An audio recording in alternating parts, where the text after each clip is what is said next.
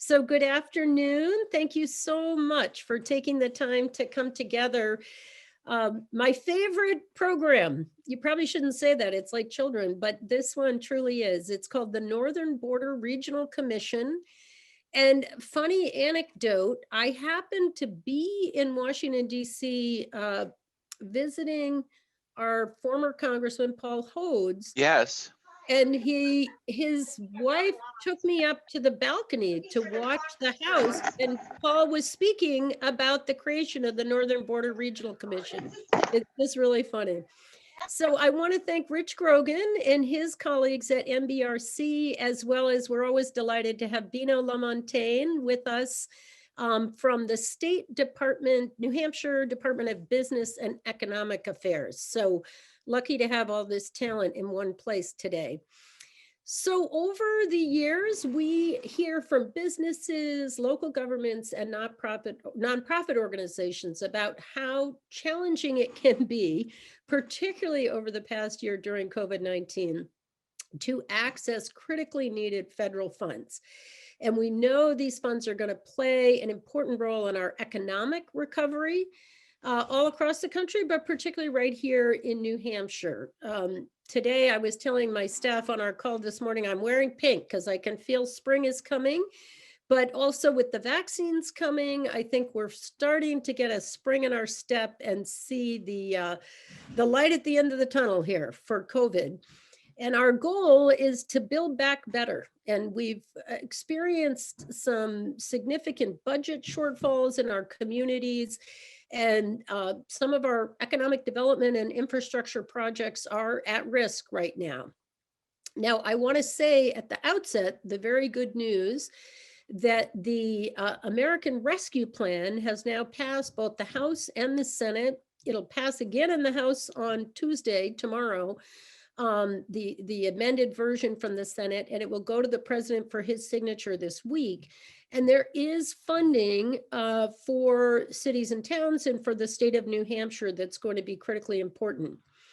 But one other source of funds that, again, is one of my favorite programs is the NBRC. And I've worked to strengthen it and grow the programming because it's so important, particularly in our rural communities and some of the communities that struggle in terms of sufficient tax dollars for the projects they need to do.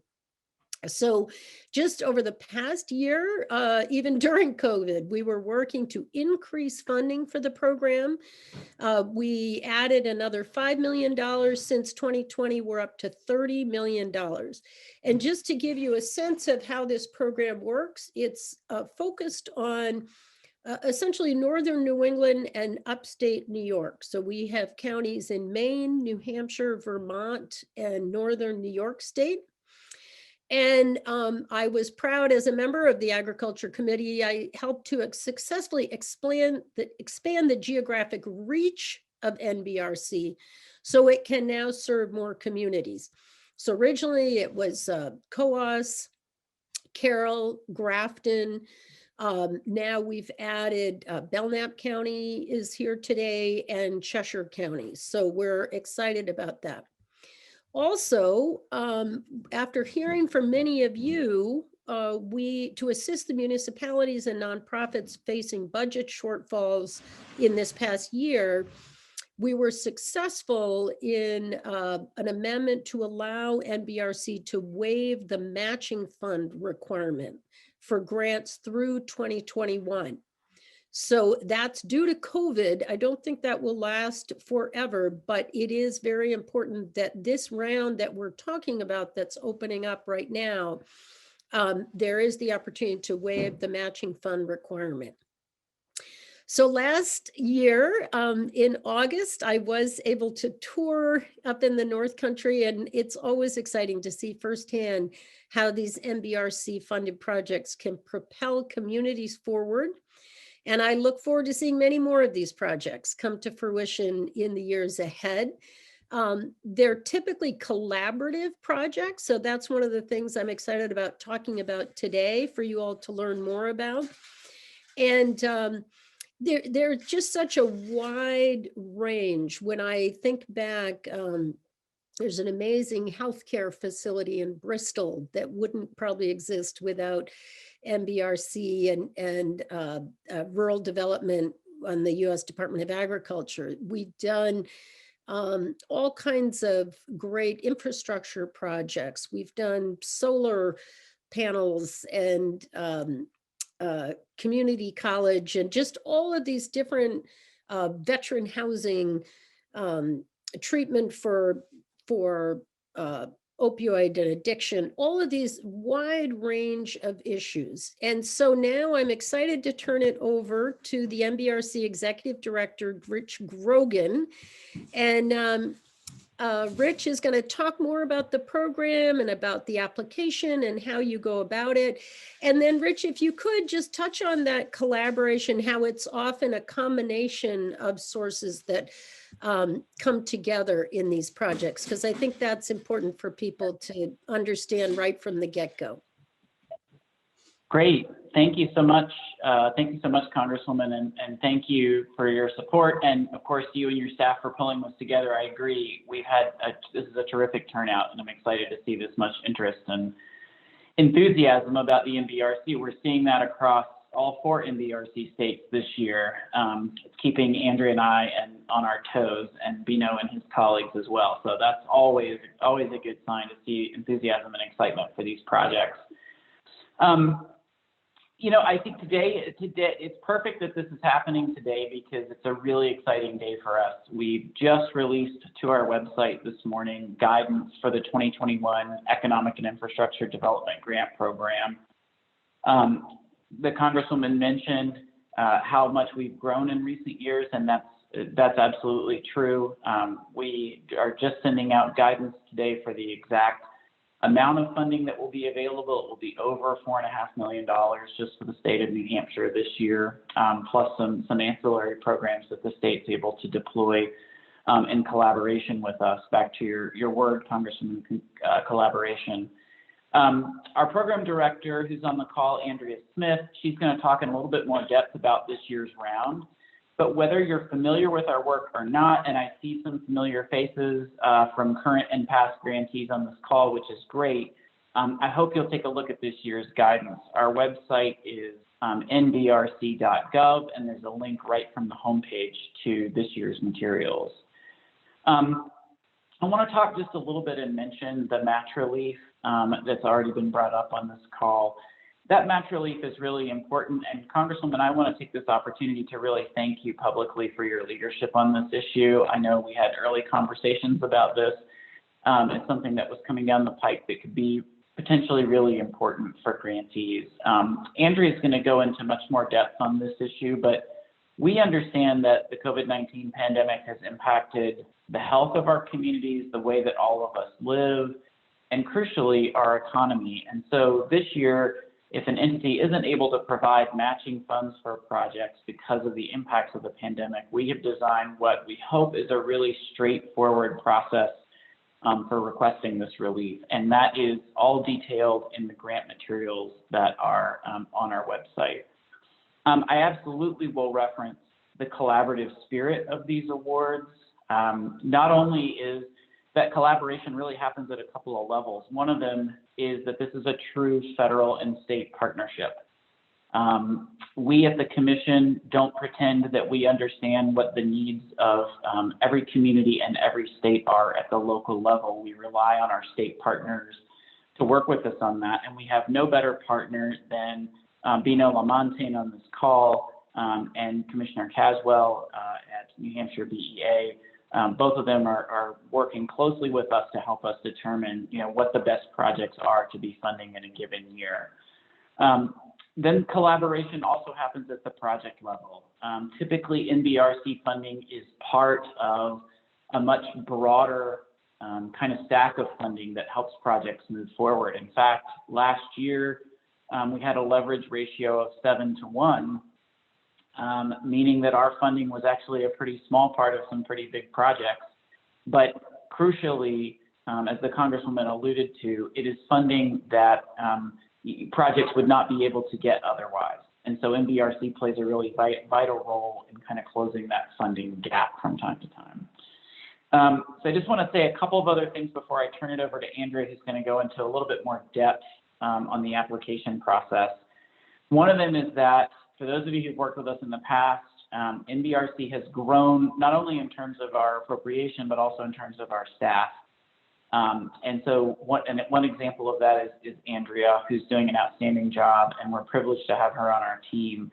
But if you call the commission or email with the commission and get some new faces, please be sure to introduce yourself and say hello. We've got a really fantastic team working with us now.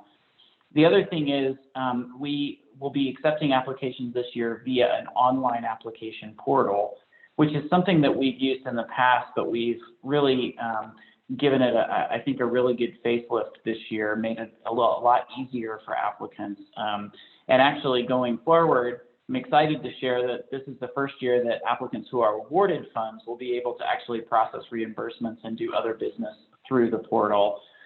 But there will always be an NBRC staff member who's happy to answer your questions.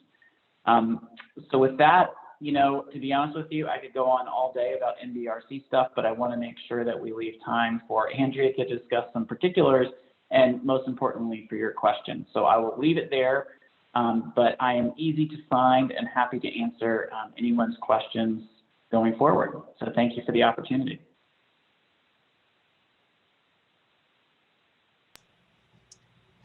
Okay, well, thanks for getting me all set up, Rich. I guess I'll just start with some of the basic sort of overview of some things that are a little different in 2021. All of this is sort of on the eye to trying to continue to improve both our information, make sure we're getting it out to our regional and state partners. And certainly this workshop is an example of that. We're looking to do that in coordination with Michelle and Bino. We have workshops similar to this set up over the next few weeks. NBRC has some workshops we're doing this week. I call them double sessions for the next couple of days, but really as part of this outreach and getting the information out to people, making sure they know they have someone to call if they have a question. And so I'll just kind of touch on kind of the highlights of the big things that have changed. And then certainly happy to try to, you know, if somebody has more specifics on any of that, address them. But there's a lot of pieces and I don't want to sort of get into the weeds unless someone asks a question, and that's where we all decide to go. But in terms of the program, as Rich said, all of the program materials are on our website as of today. There is a overview of the 2021 program as well as an application manual. Within that manual, there is information in terms of the state program managers, contact information for all of them, anything about eligibility, our territory. Really, it's pretty in depth, and so that's a great resource for people. And again, that's all available from our website and can be downloaded. And I've encouraged people who I've talked to use that overview sheet to share with people, because it's a nice little snapshot of sort of what's new, and then a timeline about the program right from today right through us making awards later this year. So those key dates are all part of that overview, which I think will be really helpful for people. So this year, the letters of interest are actually being strongly encouraged. I think for those of you who have been part of this program before, the letters of interest were, they've always sort of been part of the equation, but maybe not to the level that we're trying to encourage their submission this year. In talking with the state program managers, we really looked at this as an opportunity to start having conversations about projects early on, like before they submit an application, before someone has gone through the effort of putting together a complete application only to find maybe it just didn't match up very well with that particular state's priorities. So we're not requiring them. They are strongly encouraged, and we are promoting that pretty heavily in our materials. with the idea that in 2022, those would be required, but we didn't feel right to go from sort of, yes, there'd be a nice piece of information to have as a conversation starter. So we're really trying to use this year as really that launching pad to getting people having those conversations, submitting the letters of interest, having an opportunity to talk to the regional partners and our state program managers, because they're the ones who can really tell you where a project aligns with the state's priorities. And so that's probably one key piece, and those will be due at the end of this month, March 26th. So that's one of our key dates. There is an opportunity for people who some of these, I think you mentioned, have had prior awards. So there's opportunities for people to, if you've had a prior award, we've had a lot of projects for COVID related reasons that have been delayed. So there is an opportunity if you're a prior grantee and you won't be able to meet the 75% expenditure requirement, there is a COVID related waiver. So if there have been difficulties in your project, we don't want to preclude you from being able to apply. And so those dates are also in that timeline, just as key things to be aware of. And then the applications, Rich mentioned all the updates we've made to our application portal. The applications will be due May 14th. The portal itself will open a month before that. So those who are, right on top of things and ready to submit their applications, 30 days ahead of a time, the portal will be open for you. So that's probably the next big date is that application deadline date. And then in terms of our notification of awards, that will happen in August. We'll spend all of September putting together grant agreements. And this year, Rich and I are also putting together an LDD training program, which some of you may be aware has happened in prior years, but for a variety of reasons has not happened over the last couple. So we are looking to do that late this fall. And that would be for all of our new grantees. So we are looking to do that.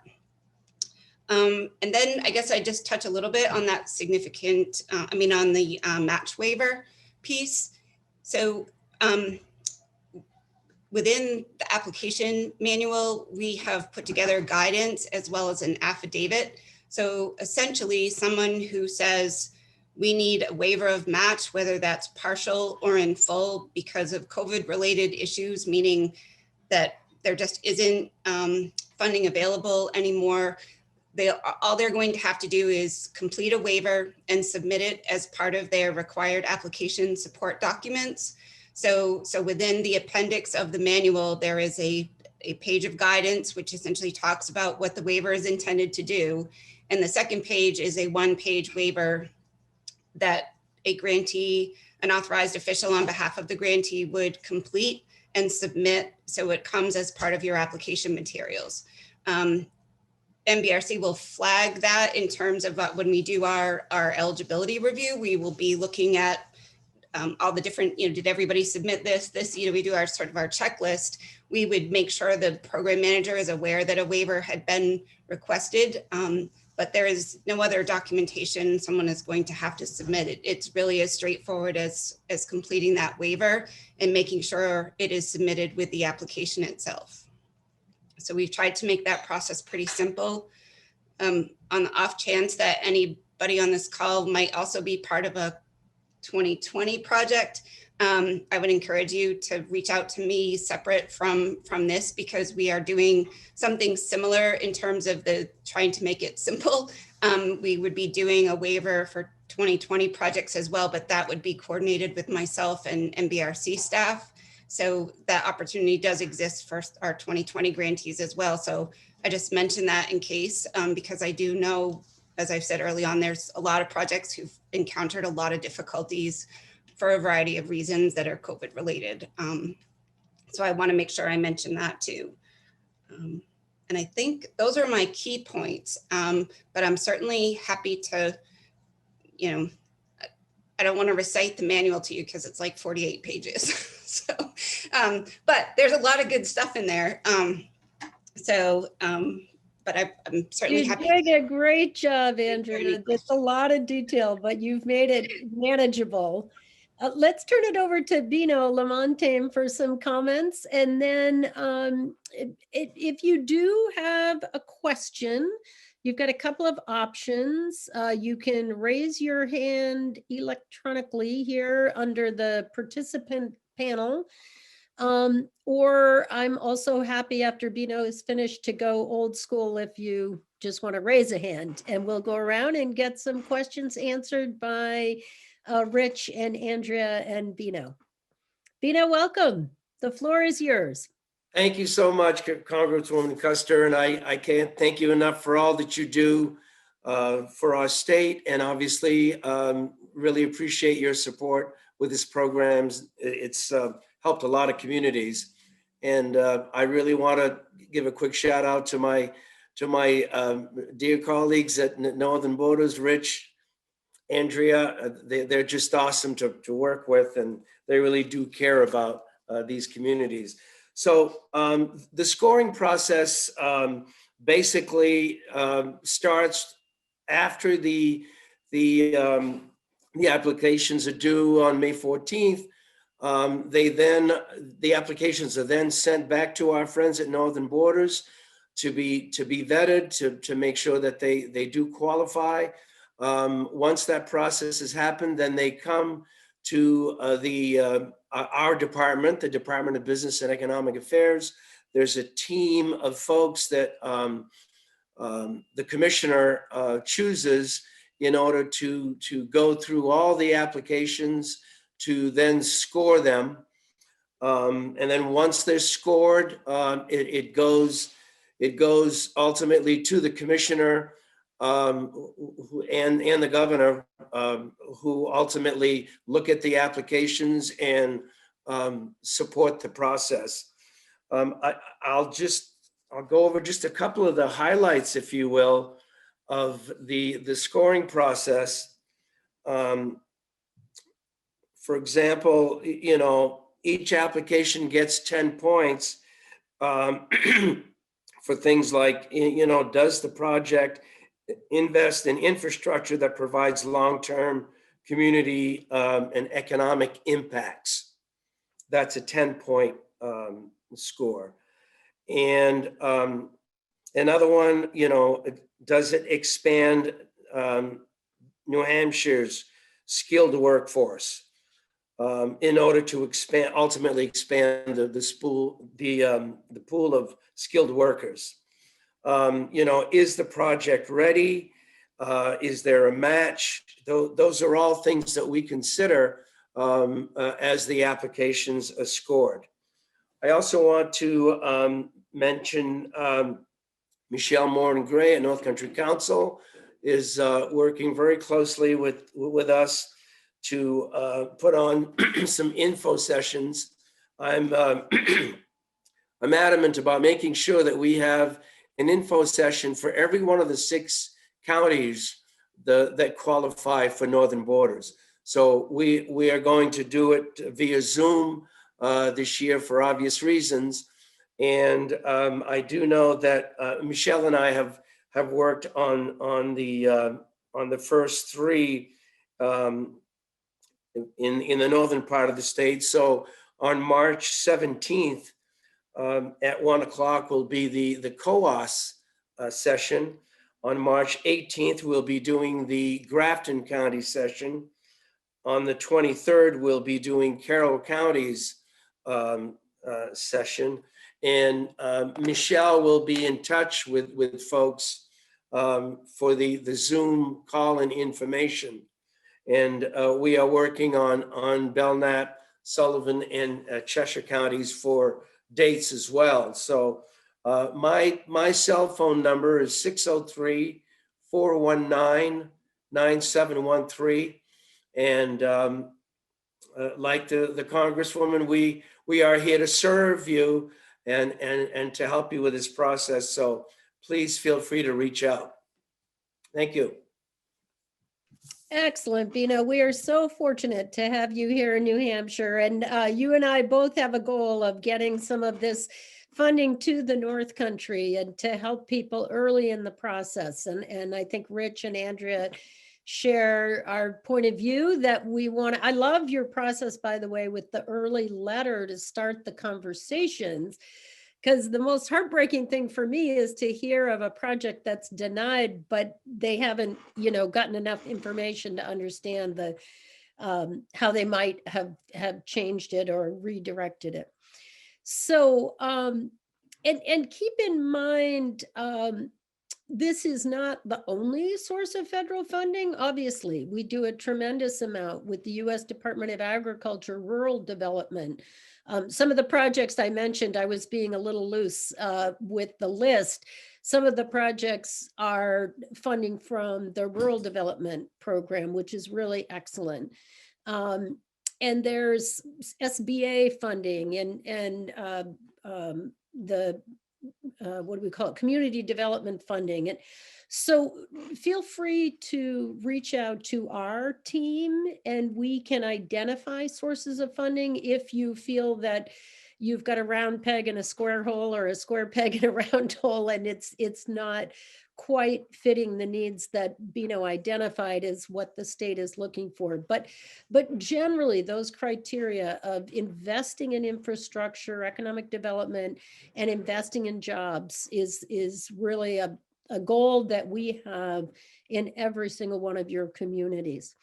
So I've got a few folks in the chat. Now, the hard part is see if I can figure out this, and then I have to lean in just a tad because my eyesight is not the best, but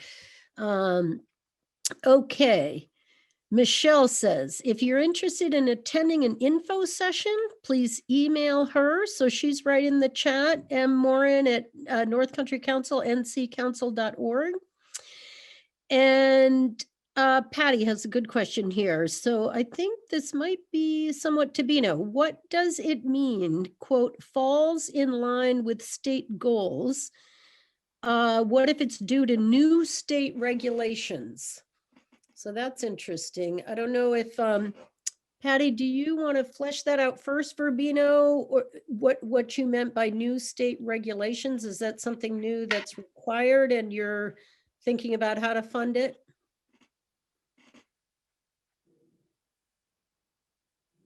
Where's Patty? Well, Bino, you can take a crack at it. Sure. Whether if they're trying to fulfill state regulations, does that fall within state goals? Yeah, well, as it was mentioned, each state has their own criteria, if you will. They're all pretty closely aligned to to what the Congresswoman just mentioned. Infrastructure, labor, the creation of jobs. The program, if you will, exists to help those types of projects, if you will. So, and I'm again, one of the reasons I did give my phone number is we're happy to answer any of those types of questions. If you're in the middle of an application and you have a question about scoring criteria, more than happy to answer those questions anytime. Great, thank you. Can I just add to Bino's comment? Absolutely. So I know the application manual, we're actually waiting for confirmation from our IT people that it's on the website, but it is our intention to have it there. It's coming today. Don't see it at this moment. It is in process. I want to assure people that both the overview and the manual will be online today.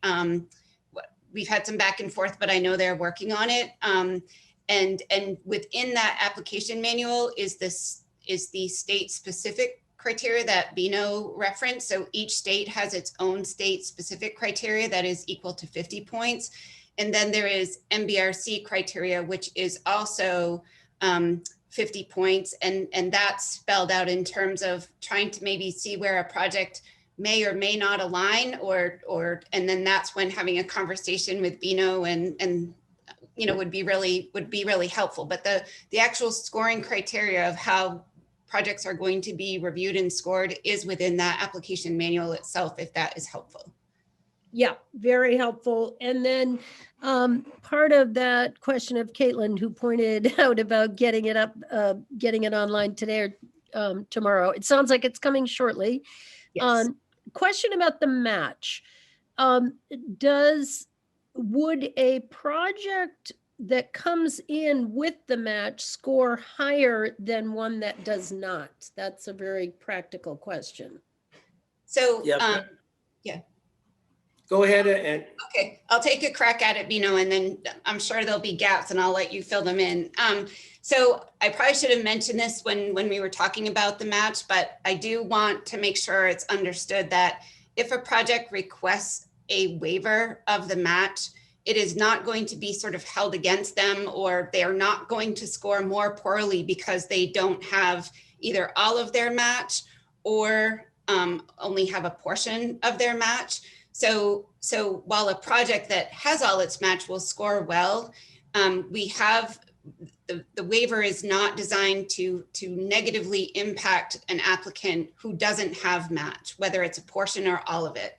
So so that you'll see that in the criteria itself and in the guidance.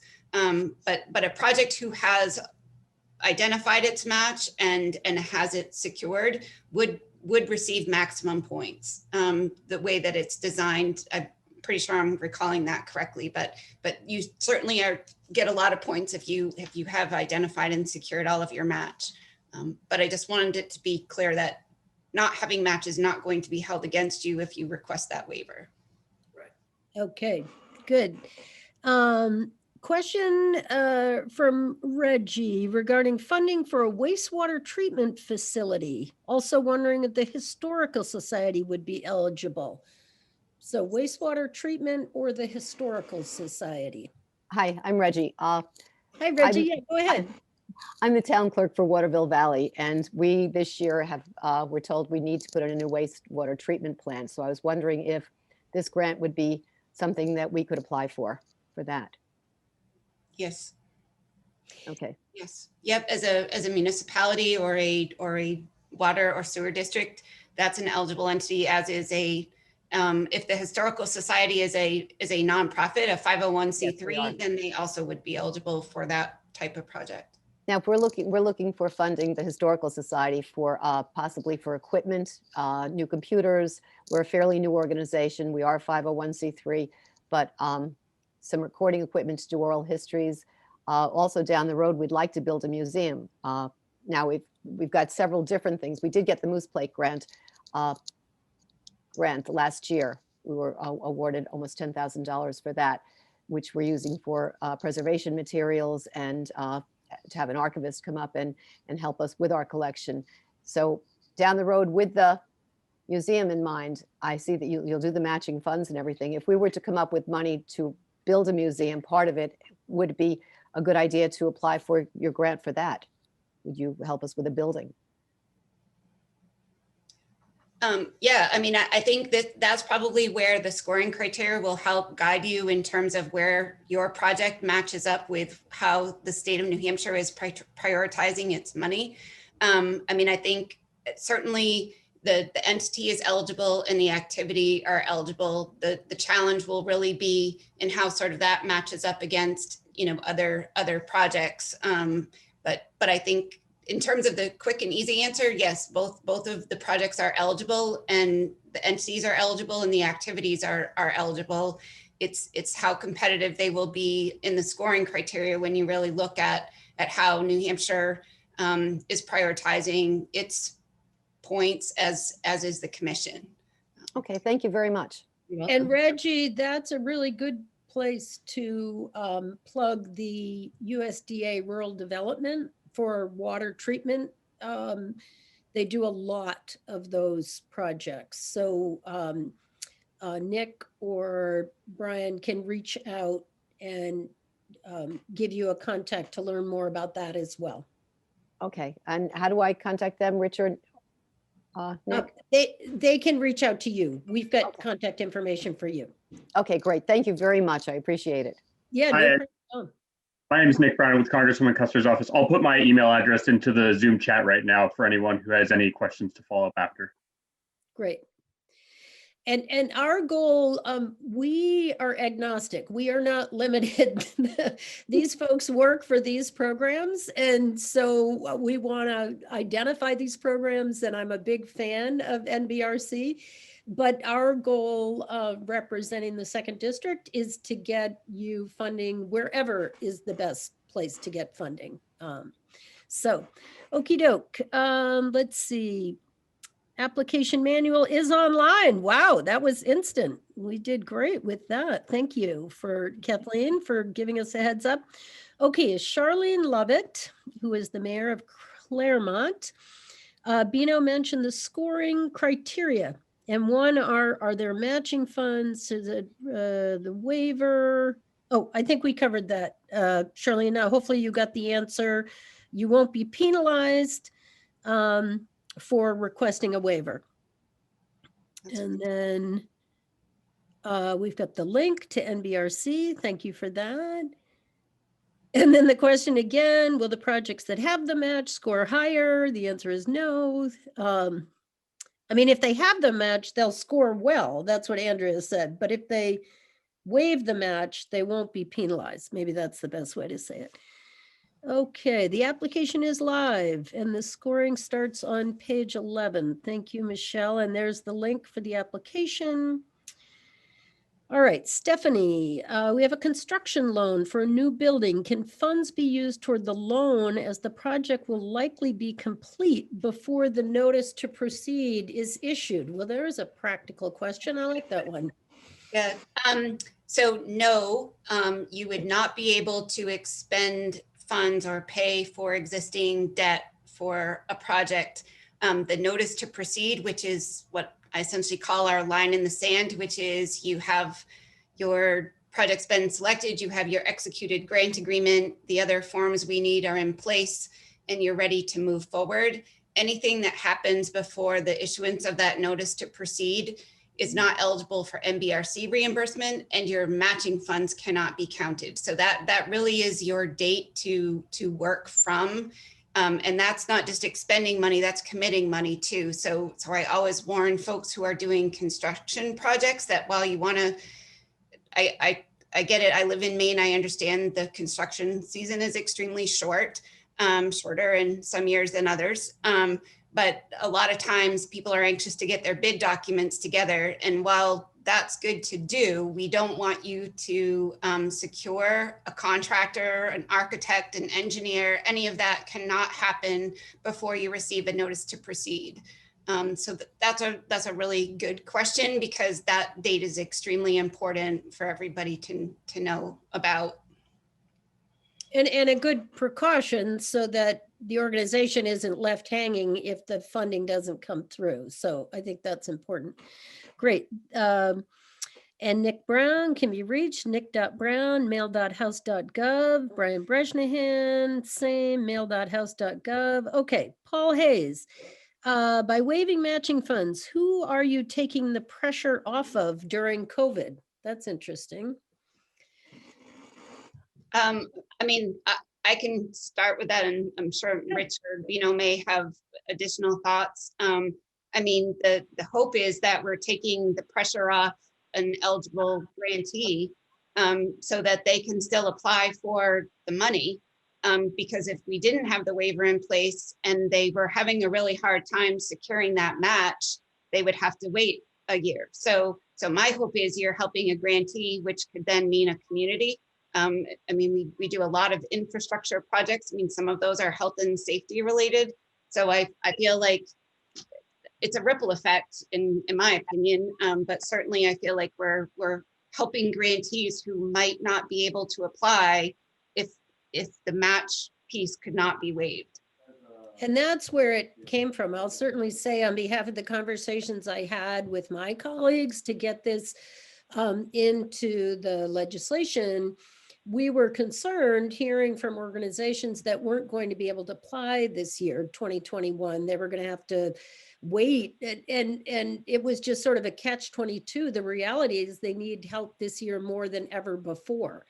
And from the beginning with COVID, I've said this a number of times, but we were trying to fend off a total economic collapse as we were trying to tackle this coronavirus pandemic.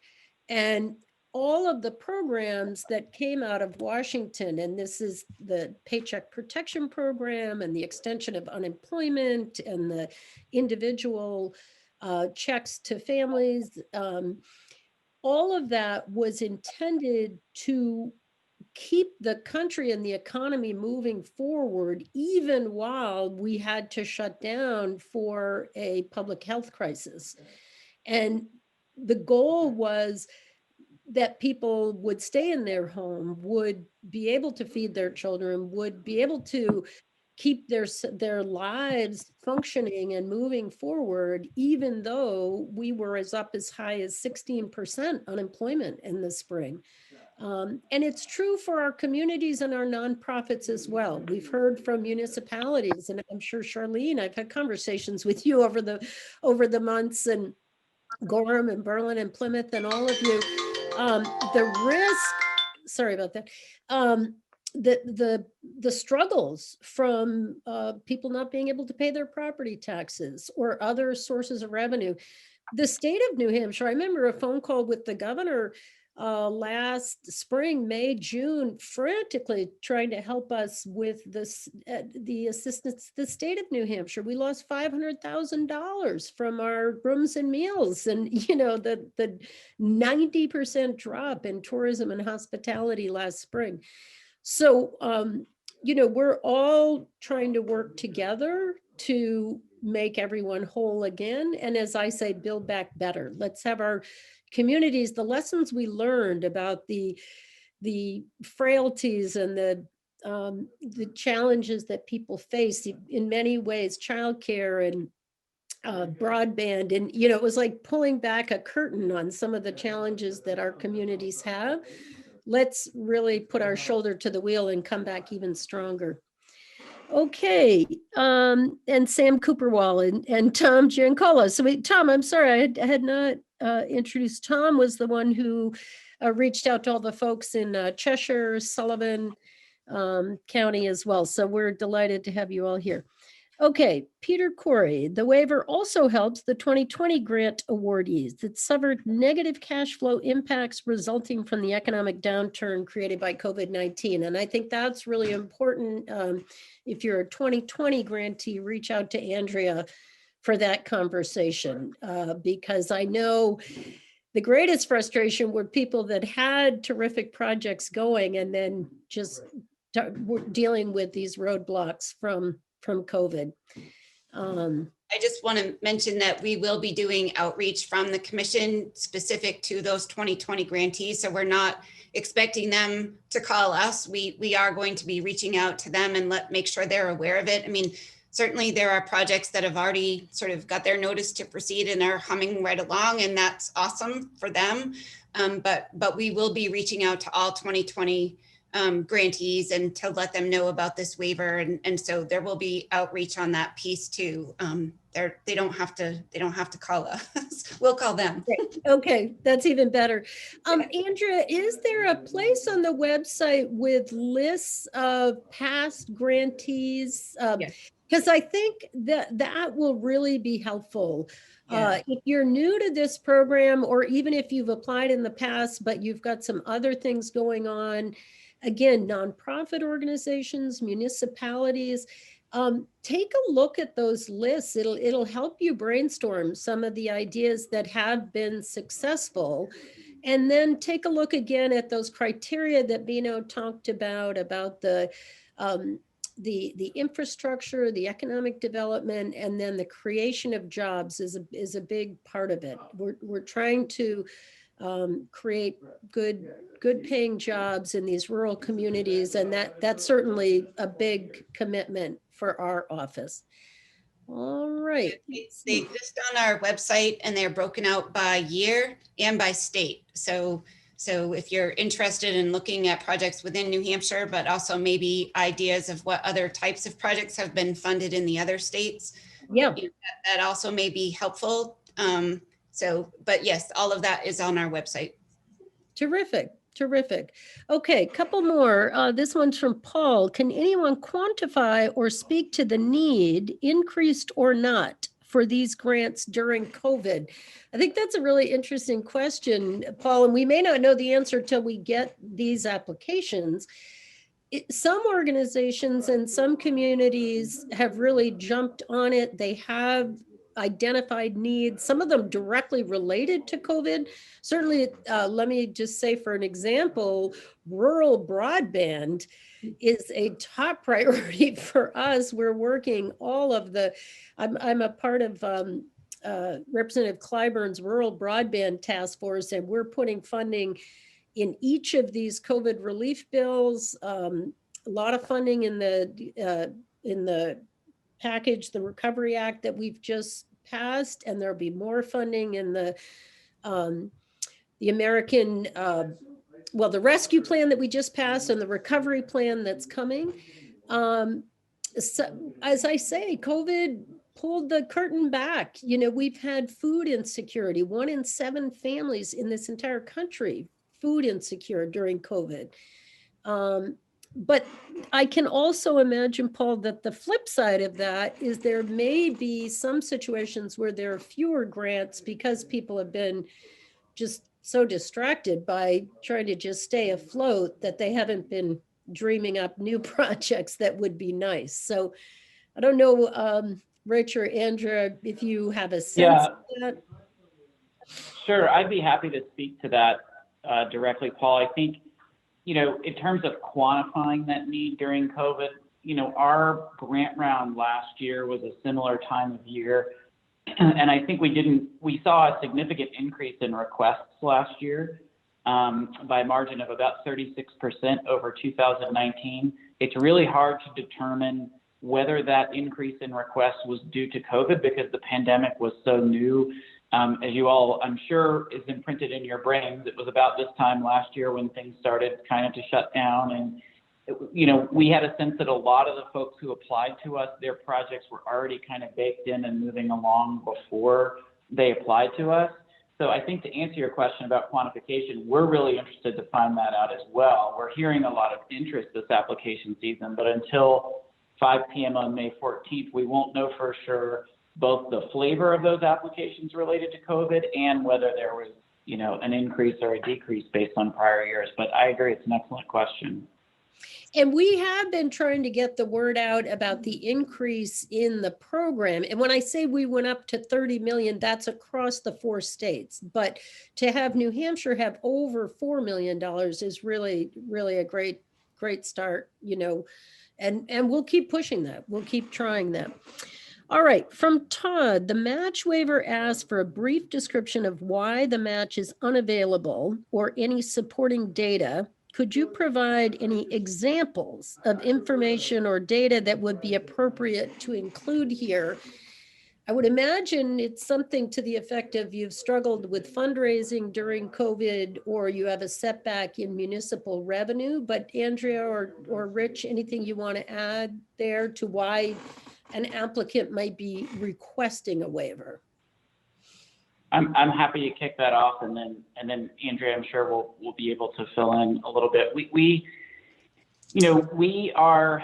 I think this is a multiple part answer. I think one of them is something you alluded to earlier, Congresswoman, when you said we're not sure how much this type of relief may be needed in future years, and so we're interested in kind of hearing from applicants what basically, you know, why they're not able to provide matching funds. And that might be a qualitative reason. You know, things we've heard from around the region include that some of the small foundations that grantees rely on for matching funds have shifted a lot of their giving to direct service for COVID-19 recovery, for example. And those funds are no longer available for, you know, NBRC matching funds projects. So that's one example. There may be data in a community about property tax implications, for example, because so many of their citizens are out of work or maybe struggling or something like that and aren't able to pay those taxes on time. And so that's caused, another example is we actually heard from a former grantee who had been planning to go through multiple bondings to fund a project, that they were no longer able to go through that next round with their community just because of some of the impacts I've mentioned earlier. So I think it could be a variety of things. I think, like many of us, we've struggled to get real time, on the ground quantifiable data from COVID. It's coming through a proxy of unemployment or some other things. But we're really interested in what local sources of data there may be. So we're not expecting people to, we're not trying to play a game and expect people to go to some federal website and calculate a bunch of stuff. That's not really what we're interested in doing. We're really just interested in hearing from you just the basic why the matching funds aren't available. So hopefully that's helpful guidance. And there's so many things that just have been shut down. I mean, the performance venues, the hospitality and tourism was hit very, very hard. And so the answer may be, we haven't been open and we haven't had any income in a year. That's a pretty straightforward response. Or it may be that, as you say, our donor priorities shifted so that they're expending funds on the food bank and keeping people in their homes from being evicted, and they're not, contributing to something that is just quality of life issues in your community, that type of thing. And I visited some of these places, some of the prior grantees. A lot of nonprofits really struggled over the last year to just keep on keeping on, keep their own employees on. A lot of nonprofits took on paycheck protection loans and grants just to make sure they kept their folks on the payroll. So no harm, no shame in this. Just tell the reason. And the whole idea behind being in a position to waive the 20% is to make sure that your organization, whether it's town or nonprofit organization, can apply this year. We don't want you to have to wait till you're strong enough to get the 20%. You probably, if you can't do the 20%, you probably need the help right now more than ever before.